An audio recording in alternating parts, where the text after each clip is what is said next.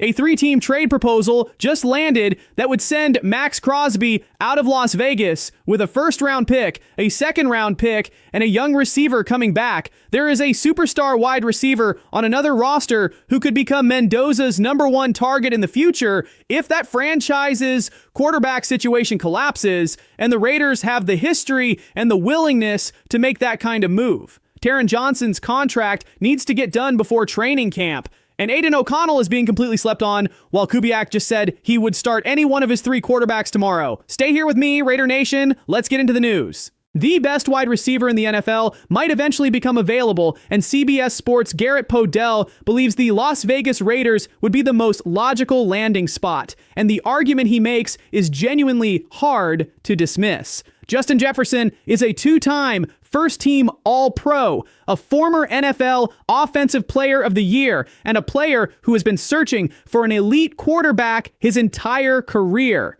Minnesota is entering a pivotal era at the position with a competition between two quarterbacks who each carry real questions about whether they can deliver the long-term stability that a receiver of Jefferson's caliber deserves. If that situation unravels, and Podell believes it could, Las Vegas becomes the most obvious destination.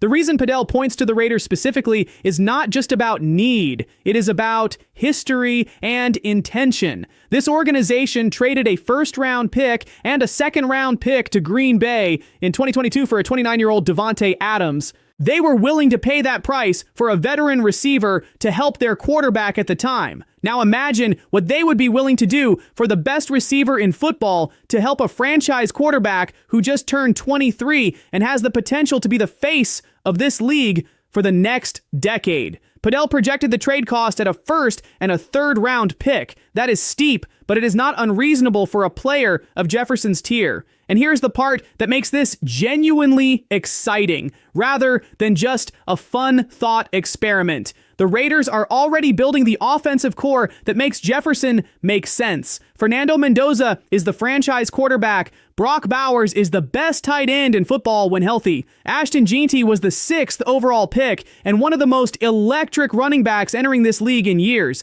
Add Jefferson to that group, and you are talking about an offensive nucleus that no defense in the AFC West is equipped to stop. Now, I want to be honest about the reality of this because I do not want Raider Nation to treat this as something happening right now. Jefferson has not requested a trade. Minnesota has not signaled any willingness to move him. This is a projection based on a quarterback situation that has not yet failed. But the Raiders have shown they are not afraid to make the bold move when the window opens. If Minnesota unravels and Jefferson decides his future is elsewhere, Las Vegas needs to be the first call he gets. And while that conversation is about the future, there is a present-day contract situation that needs to be resolved before training camp opens or this secondary arrives at its most important summer in years with a question mark hanging over it. Taron Johnson is the Raiders' primary slot cornerback, and he has only $1.2 million of his $8.1 million base salary guaranteed in 2026, with zero guaranteed money in 2027. That is why he skipped the voluntary portion of OTAs, not because he wants out, not because he is unhappy with the organization, because he is a 29-year-old veteran who was traded here to fill a specific role, and he wants the financial security that role should come with. ESPN's Ryan McFadden reported that Johnson is a name to monitor from now until the season starts, and that the best-case scenario is the Raiders reworking his current deal with additional guarantees in his salary. That is a reasonable ask, and this front office needs to take it seriously. Now, let me be honest about the full picture here, because the situation is more complicated than a simple contract dispute. Johnson has real leverage concerns. The Raiders did not give up much to acquire him, which means if they decide to walk away, the financial hit is minimal. And Traden Stukes has the versatility to play in the slot if Johnson is not on this team, which means Las Vegas has a viable alternative waiting in the building. But here's why walking away would be the wrong decision. Johnson was an All-Pro as recently as 2023. He is a veteran voice in one of the youngest secondary groups in the NFL. Having him in that room allows Stukes to play safety, which is the position this team drafted him to play and where his value as a chess piece is highest. Moving Stukes to the slot because Johnson's contract situation was not handled eliminates the deployment flexibility that makes this secondary genuinely dangerous rather than just athletically gifted. The financial ask is not complicated. He wants more guaranteed money on a deal he's already under. Give him the guarantees, keep him in the slot, and let Kubiak use Stukes the way this defense was designed to use him. Every day, this drags into training camp without resolution is a day of unnecessary noise around a secondary that has enough real questions to answer without manufactured ones. And while those present-day decisions are being made, the most creative Maxx Crosby trade proposal yet just landed, and this time it involves 3 teams, a young receiver, and a package that gets closer to the Baltimore value than anything else that has been floated publicly this offseason. Bleacher Report's Christopher Knox pitched a scenario where the Raiders send Crosby to the Dallas Cowboys and receive the Cowboys' 2027 first-round pick, the Cowboys' 2027 fifth-round pick, the Titans' 2027 second-round pick, and Tennessee wide receiver Elic Ayomanor. The Cowboys get Crosby and Calvin Ridley. The Titans get George Pickens from Dallas. Let me break down why this is actually more interesting than it looks at first glance. The Raiders were originally going to get 2 first-round picks from Baltimore before that deal fell apart over the knee. This package gives them 1 first, 1 second, 1 fifth, and a 23-year-old receiver who flashed real promise in his rookie season, but would be buried as a 4th or 5th option in Tennessee, with Pickens now in the fold. That is not 2 first, but it is not nothing either. A Cowboys first-round pick in 2027 from a team that is not in full rebuild mode has real value. The Titans' second-round pick could be an early second given how bad Tennessee has been. And Ayomanor, at 23 years old, coming off a rookie season where he showed legitimate upside, is the kind of player who might just need opportunity that he was never going to get in Nashville. Now, here is where I have to be honest with Raider Nation about the honest evaluation of this package. The Raiders should not be eager to accept less value than what Baltimore was offering just because the deal is creative. Crosby is the best pass rusher on this roster, the leader of this defense, and a player who is still producing at an elite level when healthy. Knox himself acknowledged this is less value than the Ravens deal, and Spytek has consistently shown he values draft capital above almost everything else in how he constructs this roster. Trading Crosby for a package that does not include 2 first-round picks sets a precedent that this front office may not be comfortable with. That said, if Crosby passes his physical and shows he is fully healthy, his trade value goes up significantly, and this conversation changes completely.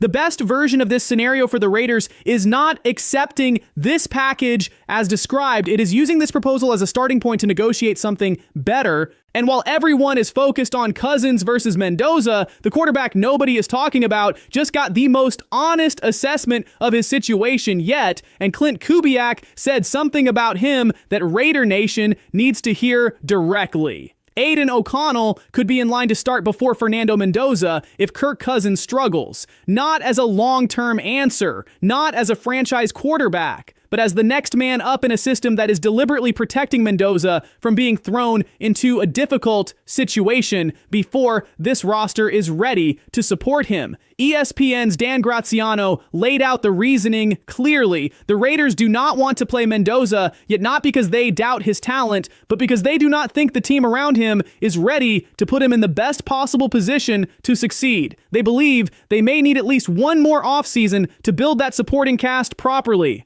And if Cousins gets injured early in the season, the plan is to play O'Connell before turning to Mendoza. That is the actual plan inside this building right now. Now, here's the part of this story that I think is being completely overlooked. Kubiak was asked about his quarterback room during Raiders Media Day, and his answer was not diplomatic or cautious. He said he would not count O'Connell out. He said O'Connell has had a phenomenal offseason. He said he is pushing Cousins and pushing Mendoza. And then he said if they went and played a game tomorrow, he would take any one of those 3 quarterbacks. Any one of them. That is a head coach with a Super Bowl ring on his resume telling you that a player most people have already written off is genuinely in this competition. And O'Connell deserves that credit. He has gotten a raw deal in Las Vegas. He should have started over Gardner Minshew in 2024. He should have started over Kenny Pickett when Geno Smith went down last season. Neither of those opportunities came his way, and he never complained publicly about either one. He just kept working.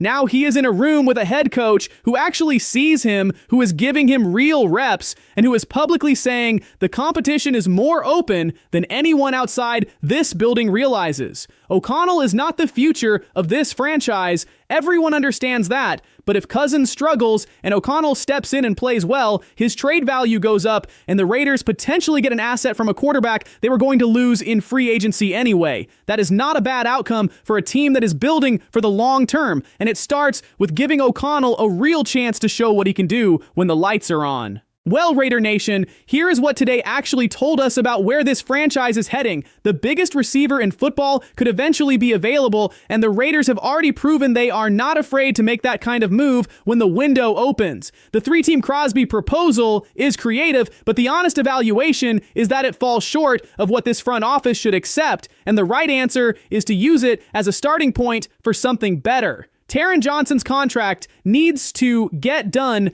before training camp, because the cost of not resolving it is losing the secondary flexibility that makes this defense dangerous. And Aidan O'Connell is being completely slept on, while Kubiak is quietly telling anyone who will listen that this quarterback competition is more open than the outside world realizes. Every one of these storylines connects to the same question. What kind of franchise are the Raiders building, and how fast are they willing to move to get there? Training camp opens in late July, and the answers start arriving the moment those pads go on. Drop your take in the comments. This space belongs to everyone who lives by just win, baby, and never walked away from the silver and black.